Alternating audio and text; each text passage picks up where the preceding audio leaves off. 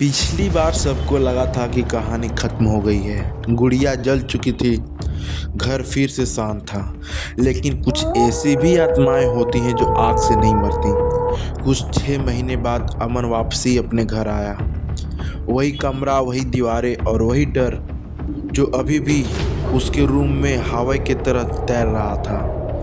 अमन ने खुद से कहा, अब कुछ नहीं होगा, सब कुछ खत्म हो चुका है।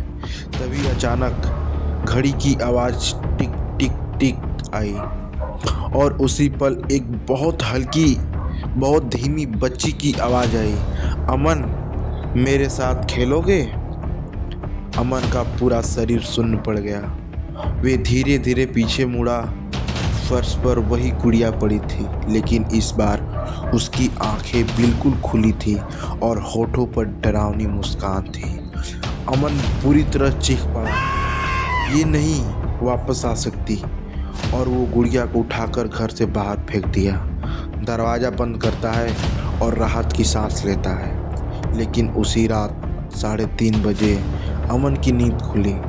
बाथरूम से पानी टपकने की आवाज़ आ रही थी। जैसे वो आईने के सामने आता, आईने में उसका अक्स नहीं बल्कि उसके पीछे वही गुड़िया खड़ी होती है। इस बार उसका चेहरा बिल्कुल गंदी तरह जला हुआ था। आँख के नीचे कालापन और भारी डरावनी आवाज़ में बोलती है, तूने मुझे जलाया, अब मैं तुझे जलाऊंगी। अचानक आईना अपने आप टूट जाता है और जितनी भी घर की लाइट्स थी पूरे बंद हो गई और पूरे घर में अंधेरा पड़ जाता है। अमन भागता है, हाथ में एक पुरानी डायरी लगती है। डायरी में लिखा होता है, यह गुड़िया एक बच्ची की आत्मा है जिसे जिंदा जलाया गया था।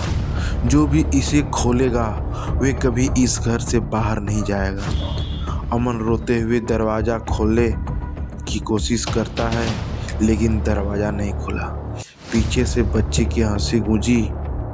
गुड़िया के सामने आकर कहती है, अब तुम भी मेरे जैसे बनोगे, हमेशा के लिए।